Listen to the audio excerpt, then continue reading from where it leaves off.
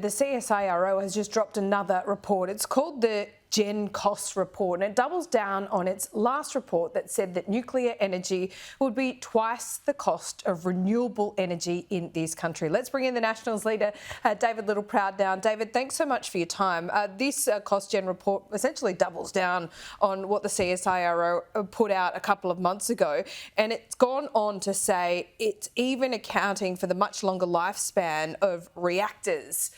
What do you say about that? Because obviously you haven't put your costings out yet.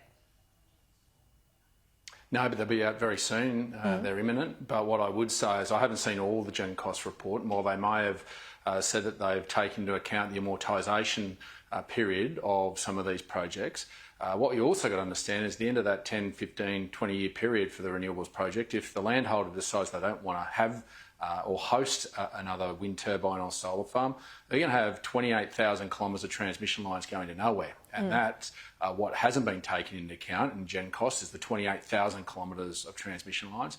The other thing that CSIRO are making bold assumptions on is what our total energy grid will look like. We haven't announced that yet.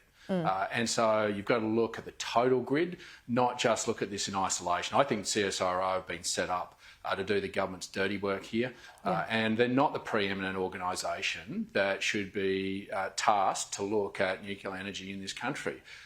That we will be having third-party independent assessment of our total grid, our ISP, to make sure Australians know what that total cost will be, the opportunity of spreading our risk. And what CSIRO hasn't actually articulated either is the capacity of which our nuclear power plants are run, because they don't know our total grid. And unfortunately, they put a lot of assumptions out that they don't know anything about at all. And I think this is where we just need some maturity of this debate. That's what we'll bring. We've led the communities that have wanted, that we're asking to host these nuclear power plants, and we've built that social licence up in those communities. So I just take a deep breath, and Labor will throw their hat on this, but there's a lot more to be read into that report than what the CSIRO is trying to purport at the moment. Yeah, a few things though. You built up the social licence in the communities where you've identified the nuclear power plants would go, but there's still fairly steep opposition in some of them. So that argument can apply about renewables can apply to you as well. Also, am I correct in assuming under the Coalition's plan there will still be substantial amounts of renewables, even if it's not 82% or 80% by 2030?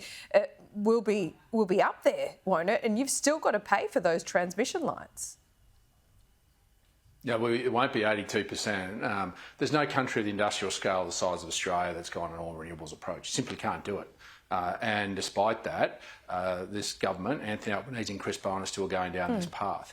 What you will see is an energy mix of coal and gas, and as well as nuclear, as we slowly transition some of those coal-fired power stations across, but with some renewable energy. We're not saying we're against renewable energy at all. We're going to live up to our international commitment. But what you're experiencing, what Australians have experienced at the moment, is this reckless race to an all renewables approach to try and achieve net zero by 2030. We have till 2050. There's no linear pathway in achieving that. And if you try to go down a linear pathway, you're going to see your energy bills not go down by $275 that was promised to you before the election. They've gone up over $700, and that's after Anthony Albanese spent $6.5 billion of your taxpayers' money in trying to give you a rebate to paper over the cracks. You've got to face up to fundamentals. You've got to keep supplying. And we've got state premiers that are finally understanding that. They're extending the life of coal-fired power stations because they don't want to step up and say you've got to turn your dishwasher off. That's an embarrassing situation for a resource-rich country like ours, that you've got state premiers pleading with their people not to run their dishwashers or air conditioners. That's embarrassing, and that's not where we're going to get to. The short term to drive down your energy bill and your food bills is bring more gas in quickly. That's what you can do. But the long term is to set up a legacy, and that's nuclear energy. Yep, right. Short term gas, long term nuclear, sure. But even this nuclear plan would make up maybe 10 to 20% at best of the total grid under what you've put forward, as I can see so far.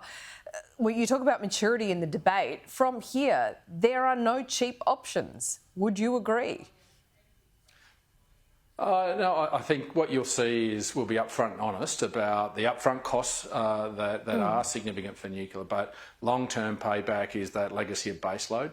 Technology is still being invested in things like carbon capture storage.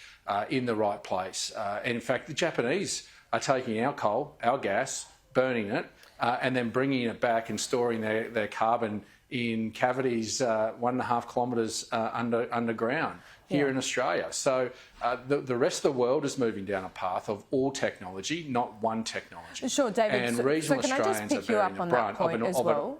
Yeah, because you talk about those transmission lines, and you're right, regional Australians are going to bear the brunt of that. But I think people want to know this morning that you're not completely junking wind and solar. You're going to have to need that at quite an advanced capacity in the grid. So when we get your nuclear plan, are you going to tell us what that target is? If it's not 80% by 2030, what is it? Is it 50%? Well, yeah, no, we certainly will. And what we'll demonstrate is not the transition by 2030 that this government's trying to take our country down. We'll show what our energy mix will be on that pathway to 2050. We have time to achieve that.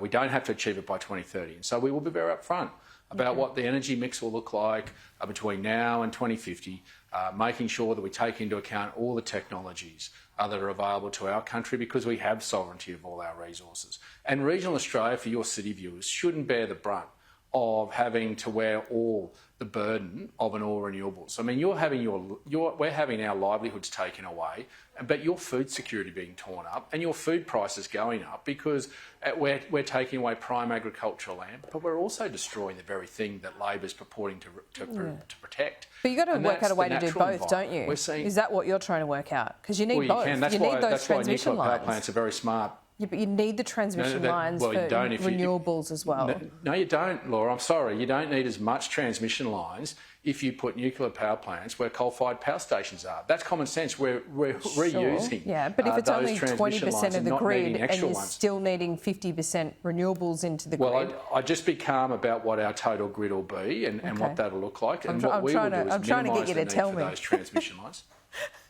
I know, Laura. It's not my first radio either. So you'll see it very clear in the coming days, and we're going to be very upfront. We've had the courage of our conviction to come forward, but what we're saying to Australians is, even if you forget about us in regional Australia, which many metro people have, the reality is it just can't be done. You can't keep the lights on. Chris Minns proved that when he had to come out and ask you to turn the dishwasher off. Yeah, I did ask Chris Bowen about that. Both just doing our jobs this morning. David Littleproud, thank you for your time. As always, we'll speak to you soon.